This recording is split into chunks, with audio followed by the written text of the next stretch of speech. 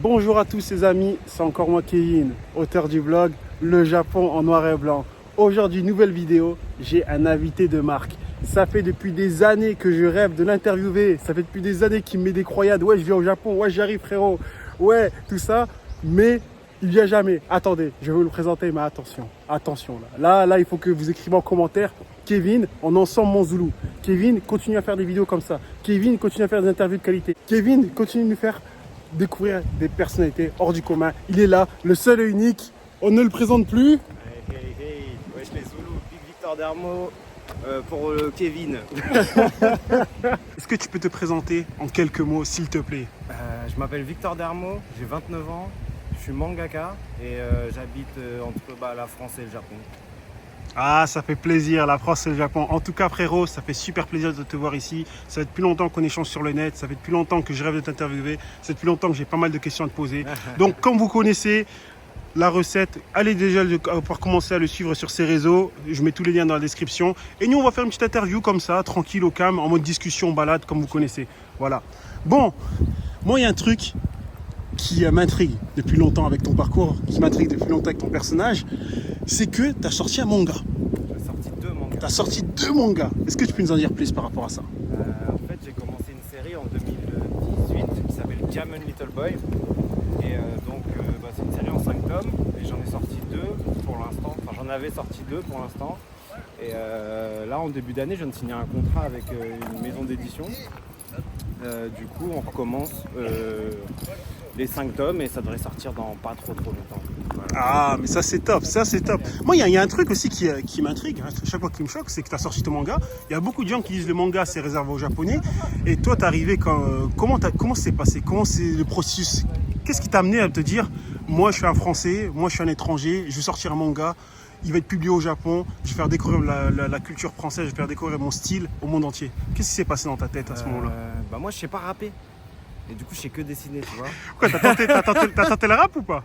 Ouais, j'ai tenté. Non, je n'ai même pas vraiment tenté, tu vois. Juste, je sais que c'est pas mon truc. Mais je voulais raconter notre quotidien et tout.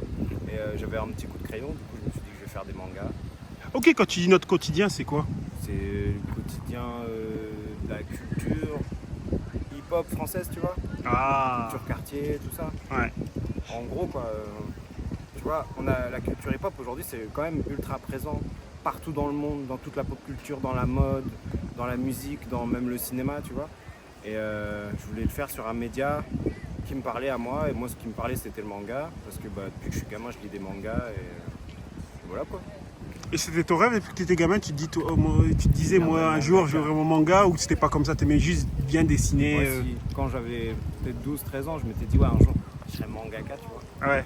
Mais il n'y avait rien de sûr parce que je crois que j'ai un profil particulier. Le manga que je fais, moi j'appelle ça un street manga. Et c'est vraiment un pont entre les codes du manga et la culture hip-hop, tu vois, même rap français. Et en fait, ça n'a jamais été fait avant. Du coup, j'ai pas spécialement de modèle de base, de me dire, un tel il a fait ça, je veux faire comme ça, tu vois. Donc je navigue un peu à vue. Et donc je pouvais pas être sûr que ça allait marcher, mais voilà, maintenant l'histoire elle était écrite comme ça, quoi. Ah, mais c'est top, c'est top. C'est clair que c'est vrai que dans les mangas en général, même quand c'est raconté, même que ce soit au Japon et tout ça, la street, le hip-hop, la musique et tout ça, c'est pas trop un thème en fait. C'est pas trop le thème et puis c'est pas la même culture, tu vois. Le Japon, je crois que c'est genre le 5e pays le plus sécurisé du monde. Et ouais. tout. Par contre, par contre, le Japon, ils ont une grosse culture hip-hop quand même.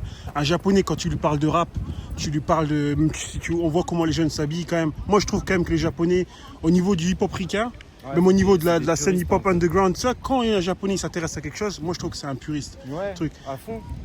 Culturellement, il y a beaucoup de puristes, mais il n'y a pas trop de rappeurs ici. Non.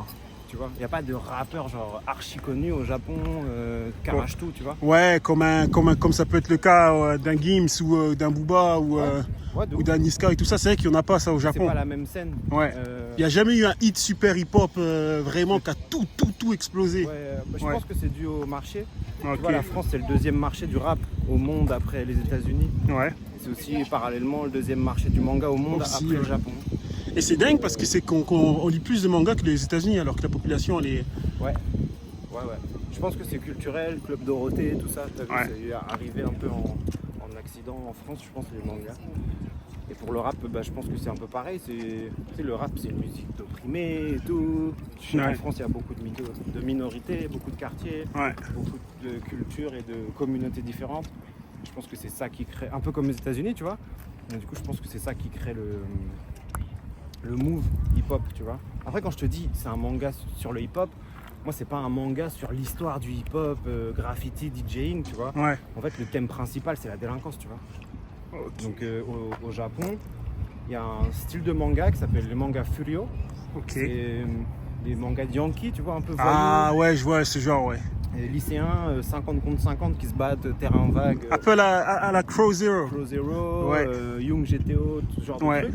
Les mecs avec des bananes là, tu vois. Ouais, de fou. Mais même au Japon, quand ils parlent de délinquance, c'est quand même super abstrait. Parce que le Ouais. Japon, c'est pas dangereux comme C'est la pas France. comme en Tu vois France, ce où il que y a je de la veux vraie dire? délinquance avec Voilà. des couteaux, des bastons, Ouais. des vrais trucs comme ça. Eux, c'est plutôt des bosozoku, tu vois, des Ouais. groupes qui font du bruit ou qui vont, qui se combattent entre eux ou De des ouf. trucs comme ça. Ouais. C'est Il n'y a pas pas vraiment de la commun. délinquance. Gros, on va aller aujourd'hui, on va casser les couilles à ce mec qui est assis. Ouais, voilà. Ouais. Genre, ils ont leurs problèmes aussi, tu vois. Ouais. Mais en France, là, tu peux te faire arracher ton portable par un petit là, tout de suite en ziac, tu vois ce que je veux dire. Ouais. Ici, c'est des trucs qui arrivent jamais, tu vois. Donc, je pense que c'est peut-être pour ça qu'ils racontent pas le même type de sujet que moi je veux raconter. Tu Ouais. vois, parce qu'on vient d'une culture différente. Ah, exactement. Mais par contre, quand tu as présenté la première fois aux Japonais ton manga, ça a été quoi les retours? Bah. Ils ne sont pas dit, ouais, être mangaka c'est réservé aux Japonais. Non. Ok. Non, ils sont trop contents les Japonais quand Ouais. je suis mangaka. Ils me disent mangaka des Hontonni C'est vrai qu'ils sont comme ça. Ouais. Ils sont trop heureux. Donc il n'y a pas eu de frein. Ils ne sont pas dit, le manga c'est réservé aux blancs. C'est... Non, genre en fait, tu sais, même Ouais. au Japon, les mangaka, ils ont déjà un statut particulier, tu vois. Ouais. Ici, il y a à peu près 5000 mangaka, je crois, professionnels, tu vois, qui marchent, qui sont édités et tout. Il y a beaucoup de codes. C'est comme le rap. Tu vois, comme le rap français. En fait, genre, il y a beaucoup de codes, il y a beaucoup de trucs, il y a beaucoup de maisons de disques, il y a beaucoup de nouveaux talents, il y a beaucoup de trucs qui sont en place depuis des années. Si demain, il y a un... Tu vois, aujourd'hui, en France, tout le monde peut faire du rap. Quand je dis tout le monde peut faire du rap, c'est tout le monde, même si tu habites pas du tout dans un quartier, etc. Tu vois, maintenant, il y a le délire rap de Yankee, tout ça. Ouais, à l'époque, bon, comme j'ai dit, moi je suis un peu un ancien. À l'époque, pour faire du rap, Ouais, pour que tu sois, il faut vraiment que tu sois le meilleur parce qu'en plus ça coûtait cher les studios. Il n'y avait pas de home studio, il n'y avait pas internet, il n'y avait pas YouTube, il n'y avait pas les. Comment on appelle les Tide Beat et tout ça. Tu vois. Ouais, il n'y avait pas autant de grands noms. Là, Ouais. maintenant, tu peux pas interdire à quelqu'un de faire du rap en France. De fou. Tu vas pas venir voir, hey, t'es un ouf, tu peux pas. Bah, ici au Japon, c'est pareil pour le manga. Tu Ouais. vois. Qui va me dire, ouais, tu peux pas faire du manga, c'est pas japonais. Mais moi, Les gens, je ils sais sont très bien que les au-dessus de ça, Japonais ils ils sont acceptent. En fait, moi, quand je te dis ça, c'est que à chaque fois je reçois, comme au-dessus. tu C'est sais. plus les Français qui font. Ouais, des c'est plus réflexions. exactement. Ça, c'est que moi, ça marche surtout. Hein. C'est comme quand j'ai commencé à vivre au Japon. Moi, j'ai commencé à vivre au Japon. J'ai réalisé qu'en fait, si t'es étranger, ce sera pas un frein pour faire quelque chose au Japon. Non. En fait, tu peux tout faire. Tant que tu as ta motivation, tant que tu es pro dans ton domaine, tu peux tout faire en fait. Tout à l'heure, je parlais de ça avec mon pote. Ouais, Je lui parlais que je venais faire une interview avec toi. ouais, Et il me dit, tu le sens comment et tout. Je dis, bah, je pense que ça va être trop cool et tout. ouais. J'ai dit, mais c'est possible qu'on parle être étranger au Japon, comment ça se passe, Ouais. c'est comment quand t'es Renoir au Japon et tout. Et lui, mon pote, il est marocain, tu vois. Ouais, Et il m'a dit que lui, quand il est arrivé au Japon, il s'est dit que ce serait jamais pire qu'en France, le niveau de jugement, de racisme ou de problèmes liés à ta culture ou à ta couleur de peau, tu vois. ok, Je pense que quand tu es au Japon, en vrai de vrai, c'est même mieux d'être étranger qu'être japonais. exactement. Tu vois. Moi, C'est mieux d'être étranger que d'être japonais pour les Japonais. Enfin, je sais pas, tu comprends ce que je veux ouais, dire. je vois ce que tu veux dire. La vie, elle est plus douce ici. quand Elle t'es est beaucoup étranger. plus douce. Moi, j'ai oublié ma couleur quand j'ai dit. Ah, quand je suis au Japon, j'ai oublié ma couleur. Franchement, en vrai de vrai. Et que ce soit avec tout, hein, que ce soit avec les meufs, que ce soit avec les gars, que ce soit avec tout le monde. J'ai oublié. Moi, c'est pas un truc que je pense en fait. En Ouais. France, peut-être j'y pensais un peu. Moi, au Japon, non, je pense pas du tout. Mais en fait, t'as pas le choix en métropole, en France, d'être réduit à une couleur et tout. Ouais. C'est Ah, rapidos, hein, mec. Là, je vais descendre de l'avion, je vais me faire contrôler par un. Tu vois ce que je vais dire et ça... Si demain, Ouais. je veux faire X En plus, quelque le truc- chose, en plus, t'es le- vite ramené à ta condition, tu vois, ou à En ta plus- couleur, tu vois. Il y a un truc, moi, qui m'étonne encore plus, c'est que toi, t'as dit t'es passé partout, t'as fait tes trucs avec ton manga, t'as fait tout ça. Jamais ils ont eu des préjugés sur toi parce que t'as des tatouages quand même. On va Ils dire. kiffent. Après, dans- ça vient avec le personnage. Je fais un Voilà. manga sur les Kaira, ils voient un gars tatoué, ça crédibilise pour eux, tu vois. C'est comme la Ok. France il y a 20 ans, tu vois. Ils sont en Ouais. mode genre. Ah. Donc là, c'est un vrai bandit qui a fait des mangas, on veut voir ce que ça donne, tu vois. Ouais. Après, moi, je suis un mec. Mon manga, il est sorti au Japon. Ouais. Mais c'était mignon, c'était underground de ouf. Genre j'ai sorti sur une plateforme, ça a pas fait un succès de fou, c'était juste pour la ligne sur le CV, j'ai sorti mon manga au Japon. Ouais. Mais ça m'a plus servi en France. Ah, il a sorti son manga au Japon, venez on va voir ce qu'il fait, tu vois. Ouais. Mais ici ça n'a pas été un truc à grande échelle, donc j'ai pas eu de gros jugements. En fait moi j'ai l'impression que ma petite carrière là c'est comme ça tout le temps. Genre mes 2 premiers tomes je les ai sortis. En indé, ça a fait un peu de bruit parce que ici au Japon ils appellent ça le doujinshi. Le doujinshi c'est le manga qui n'est pas publié par une maison d'édition.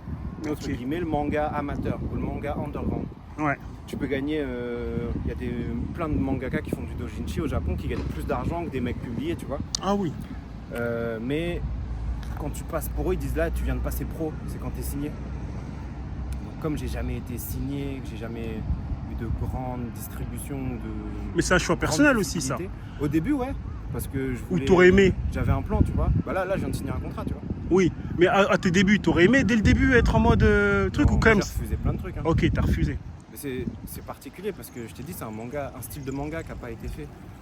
C'est dur d'expliquer à des éditeurs ou à des gens en fait je vais faire un truc, ça n'a jamais été fait mais je pense que ça va marcher et ils n'ont pas fait leur blé en misant sur des projets comme le tien de base, tu vois. Puis quand j'ai commencé en 2017-2018, c'est pas que le rap c'était pas autant à la mode et tout, mais c'était une autre époque, tu vois. Il n'y avait pas TikTok, il n'y avait pas ça, c'était quand même de la débrouille, tu vois. Puis après, je me dis que c'est mon chemin qui a été fait comme ça. Je suis content de signer maintenant et de ne pas avoir signé il y a 10 ans. Si c'est pour répondre à ta question. Ok, et le rapport avec le Japon. Quand je dis le rapport avec le Japon, parce que moi je connais beaucoup de personnes qui sont fans de manga, mais qui s'en battent les couilles du Japon. Ah ouais? Toi, tu as quand même un intérêt pour le Japon. On en a déjà discuté même hors caméra. Tu as une certaine connaissance, une certaine culture, tu connais bien les codes. Ça a une certaine maîtrise, hein. Même moi j'étais choqué. Hein. Moi, on parlait vraiment, j'étais étonné. J'ai dit, ah, ok, j'ai rien à t'apprendre sur ça. Bah parce que ici, les étrangers ou les Japonais, en fait, ils te demandent est-ce que tu habites ici? Et en fait, c'est soit tu habites ici, soit tu es en voyage. Ils n'ont pas la notion de genre. Moi j'habite au Japon à mi-temps. Tu vois ce que je veux dire? J'habite là, j'étais pas revenu depuis le Covid, tu vois. Mais j'ai déjà habité ici 1 an. C'est mon 5e voyage. À chaque fois, là, j'ouvre des business. Ici. Il faut savoir qu'au Japon, c'est intéressant ce que tu dis comme notion. Il faut savoir qu'au Japon, en fait, ils respectent. C'est pas qu'ils respectent pas les touristes, mais les touristes, c'est des touristes. Ouais. Tu vois. Si tu vas pas rester, c'est que tu vas pas construire et tout. Ouais, exactement. Les gens qui construisent ici, j'ai l'impression qu'ils retournent jamais en France. Genre, ils viennent, ils se marient et tu les revois jamais. Après, ils viennent en vacances, tu vois.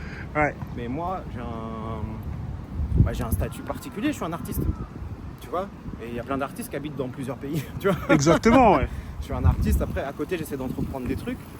J'ai habité ici pendant un peu moins d'1 an, quand il fallait sortir mon manga là. Et tu sais, à ce moment j'ai compris que moi je peux pas habiter au Japon, laisser mon appart en France, mes affaires et tout. T'as vraiment envie de vivre dans les 2 pays. Ouais, je vais faire les 2. Ouais. Voilà. J'ai le train de vie que j'ai en France, il est un peu dû à tout ce que je fais au Japon. Et le train de vie que j'ai au Japon, il est dû à ce que tu fais en France. Ouais. Donc c'est mes 2 pays quoi. Moi je dis toujours, le Japon c'est mon 2e pays. Tu vois, même si j'ai pas de carte de résident, même si je suis pas marié, même si j'ai pas de truc, ça va venir, tu vois, avoir un pied à terre ici pour toujours, mais ici j'ai tous mes potes. Ma vie elle est pas différente à Caen qu'à Tokyo. J'ai à peu près même style de groupe de potes, je fais les mêmes choses ici ou là-bas. Ce qui change c'est le décor et c'est juste qu'ici il fait bon vivre, je trouve, tu vois. Et puis voilà. Mais sinon le Japon de base, moi c'est quand j'ai 14-15 ans, je suis tombé vraiment amoureux du délire, tu vois. L'époque des skyblogs, des mangas, des Death Note. À l'ancienne ça. Ouais. J'ai toujours eu une petite attirance pour ce pays. Ah, de fou. Moi il y a une question que je voulais te poser. Qu'est-ce qui t'a le plus choqué au Japon? Quand je suis arrivé la première fois? Ouais, quand t'es arrivé la première fois. C'est arrivé à quel âge déjà? Je suis arrivé en 2016 la première fois. En 2016? Ouais, j'avais 22 ans. 22 ans. Ça a dû te choquer à 22 ans quand tu découvres le Japon. Quand même. Après, il y avait déjà un peu quelques mecs qui faisaient des vidéos sur YouTube pour le coup, ah ouais, tu vois. En 2016? Ouais.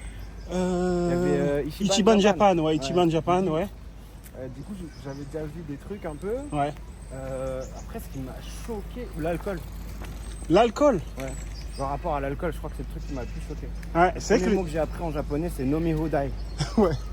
Ça, c'était un délire. Et quand je m'explique quand je parle de l'alcool, c'est qu'en France, on a une image de l'alcool qui est genre négative.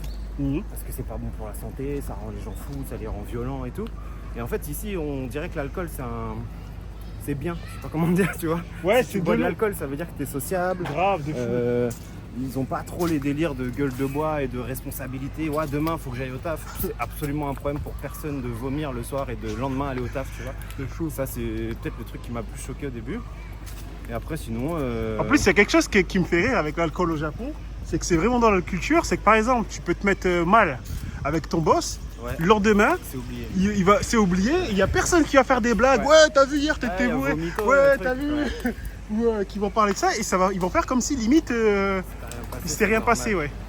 Alors que moi, je viens d'une petite ville, tu vois, ouais. Et en gros, tu fais un truc de ouf quand t'es bourré, mais toute l'année, on va se rappeler de toi. On va te rappeler cette anecdote ad vitam aeternam, tu vois. Ouais. Et puis bah voilà, c'est peut-être le truc qui m'a le plus choqué. Le manga, en fait, aussi même l'industrie du manga au Japon, c'est quand même assez impressionnant.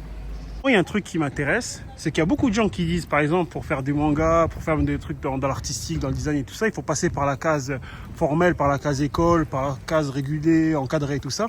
Tu peux nous parler un peu de ton parcours? Qu'est-ce que tu as fait comme étude, par exemple, si tu as été dans une école de mangaka ou voilà, ou comme ça? Moi, j'ai arrêté l'école à 15 ans.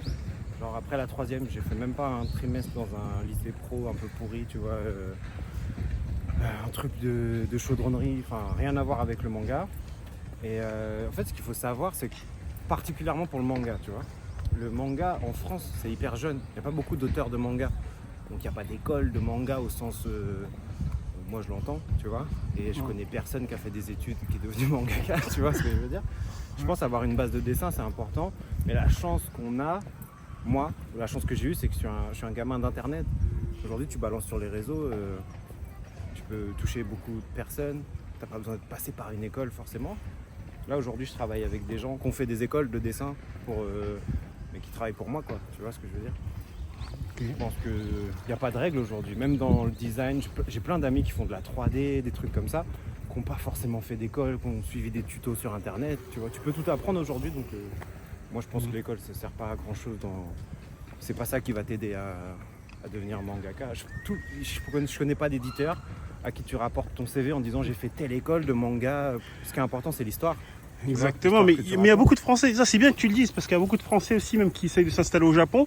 Ils pensent qu'avec leur grand diplôme de France, ils pensent qu'avec leur grand diplôme de France ou d'autres trucs à l'étranger, ça va avoir un impact au Japon. Moi j'ai compris un truc au Japon, c'est surtout le travail, ce que tu as fait auparavant, l'expérience, et ce que tu peux leur apporter Ouais, après, moi je sais pas, je peux pas trop me positionner sur ça parce que j'ai des amis qui travaillent ici, pas du tout dans le milieu artistique, et ils m'ont dit, tu vois, genre si j'avais pas de master, je pourrais pas avoir de taf et tout, tu vois. Moi, j'en sais rien. Moi, j'ai pas d'employeur, tu vois. Ah, on t'a dit ça. Moi, personnellement, j'ai fait tous ces trucs-là, les études, les trucs, et je trouve que la plupart des choses que je fais maintenant ou que j'ai fait au Japon, je pense que les études, ça m'a apporté rien. Ça m'a rien apporté dedans. Je trouve que ça m'a juste apporté le fait, peut-être pour le visa, ouais. Mais sinon, comme je dis, au Japon, tu rentres dans une entreprise. Tu peux être cuisiné au Japon, non en France, tu arrives au Japon, on te met dans une entreprise d'immobilier, tu peux travailler dans l'immobilier. Ouais. Parce que les gens, au Japon, quand tu es diplômé d'un truc, en fait, ils te forment. Tu es dans la même entreprise toute ta vie. Et je trouve que le Japon, pour moi, c'est pas un pays où les diplômes, ça fait quelque chose après. Après, en France, on est amené à plus changer de travail au cours de notre carrière. Exactement, ouais. Il y a des gens qui commencent avec un master en psychologie et qui finissent par faire de l'esthétique ou du cinéma, tu vois. Tu as quand même cette possibilité-là. Okay. Après, ouais, moi en tout cas j'ai arrêté l'école super jeune. Après, j'encourage pas les gens à arrêter l'école. Je trouve ça trop important parce que. Tu trouves que c'est important l'école? En fait, j'ai toujours entendu des gens diplômés dire, et les diplômes ça sert à rien. Moi, j'ai pas de diplôme. Moi, je te le dis, ça sert à rien. Le nombre de fois où ça aurait pu me changer. Non, ça sert à rien. Ça aurait pu changer mon parcours. Déjà, c'est des clés. Tu vois, moi, tout ce que j'ai dû apprendre tout seul. Travailler 15 fois plus dur que tout le monde, trouver de l'information, des trucs, ça prend 4 heures, ou des fois ça me prenait une semaine à essayer de débloquer un problème dans un process, alors que quand tu vas à l'école, le mec il t'apprend ça en 1 heure, tu vois. Après, ce que t'en fais, c'est ton problème, si t'es pas débrouillard, si t'as pas de capacité, c'est un autre sujet ça, tu vois, mais avoir accès à l'information, maintenant ça va, il y a internet, tu vois, mais même... apprendre à étudier. Par exemple, là, j'ai essayé d'apprendre le japonais, moi. Tu vois, ça fait depuis 2016 que je viens au Japon. Ouais. Bah, l'année dernière, j'ai compris que je savais pas apprendre. Je sais pas apprendre des cours et tout. Même si ça m'intéresse, je suis assis 1 heure sur une chaise et à un moment je vais piquer du nez, je sais pas faire des fiches, j'ai même pas eu mon brevet moi gros. Tu sais, j'ai jamais étudié pour passer un diplôme. Et ça c'est des trucs, quand tu l'as, tu te rends peut-être pas compte de la chance que c'est de savoir apprendre, t'organiser, pouvoir, tu vois. On peut te dire que tout est accessible sur internet et que tu peux tout faire, mais à partir du moment où tu comprends même pas le langage que les gens utilisent pour t'apprendre des choses, c'est un peu... Moi je pense que les diplômes, ça fait pas tout. Il n'y a personne qui devient millionnaire parce qu'il a passé un master, tu vois. Mais ça t'apprend une régularité, une méthodologie à apprendre des trucs. C'est intéressant ce que tu dis par rapport au japonais, parce que ça, c'est mon parcours, comme vous le savez. Je sorti une formation, on fait pas de pub, c'est pas ma vidéo, c'est mais une formation pour apprendre le japonais en autodidacte. Et il y a beaucoup de gens, des fois, qui sortent à ce genre de problème, c'est qu'ils ne savent pas comment apprendre. C'est pour ça que je dis méthodologie. Rien qu'avoir une méthodologie, c'est important. Et c'est vrai que moi, je te dis que les études, ça sert à rien. Mais on m'a quand même appris à apprendre bien le japonais de cette manière, d'une certaine manière. Et c'est vrai que sur ça, les études, ça peut servir sur une rigueur, sur une rigueur de travail. Mais je pense quand même que cette rigueur, on peut quand même l'apprendre en autodidacte, on peut quand même l'avoir, mais ça prendra plus de temps. Ça prendra plus de temps, mais c'est possible. Là, on te donne des clés et tu les as direct dans les mains, t'en fais ce que tu veux. Après, moi, je pense que des trucs qui s'apprennent pas. Tu vois, il y a genre avoir la dalle et être déter, c'est un truc que tu l'as en toi ou pas.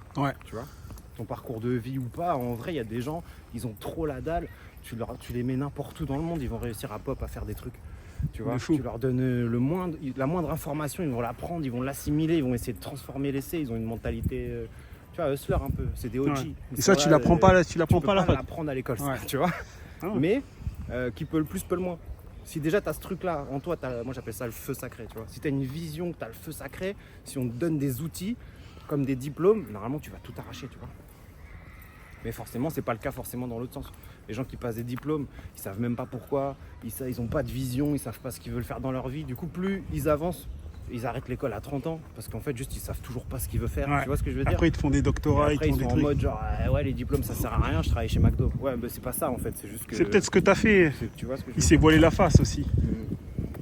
Je pense. Ouais. Non, mais c'est sûr, franchement, c'est honnête ton avis sur ça. Moi, je partage entièrement ton point de vue. Et qu'est-ce que tu penses qui est difficile dans le japonais? Dans la langue? Ouais, dans la langue japonaise.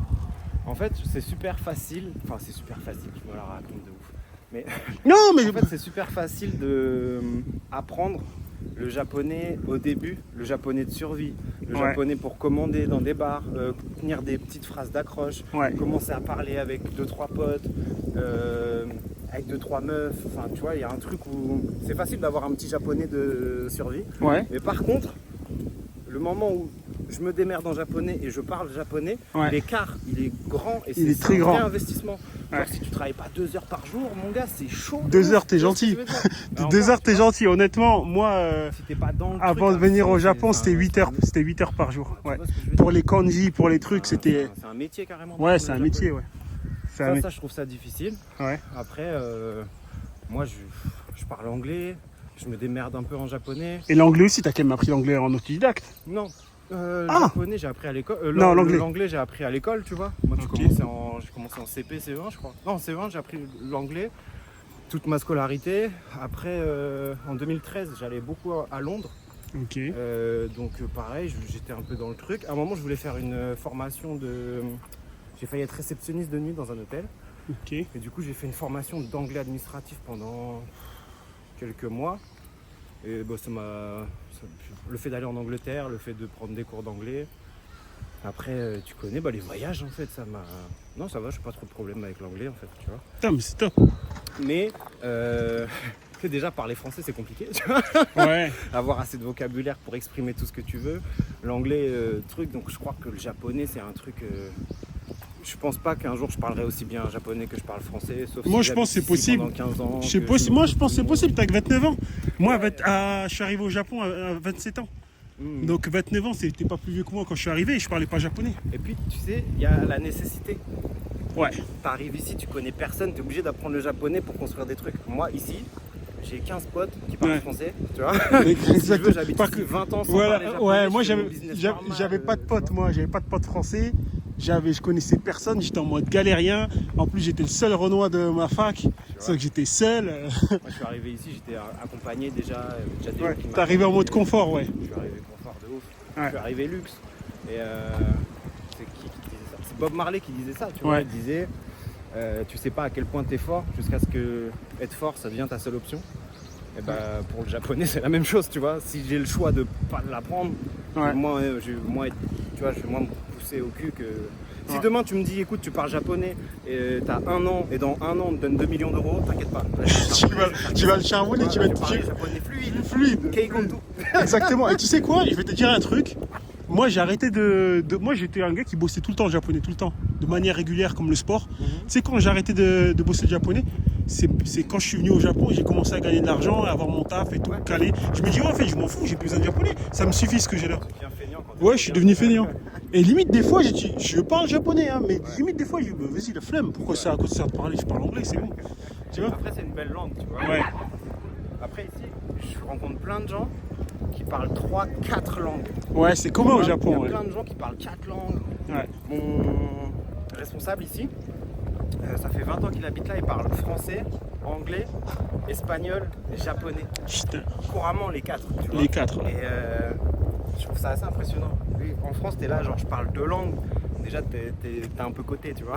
Ouais. 3 langues, tu dis ok, il est chaud, mais là 4 langues et ils sont en mode non, c'est normal, tu vois. Ouais. Non, mais c'est vrai qu'au Japon, ouais, tu vas rencontrer beaucoup de ce genre de.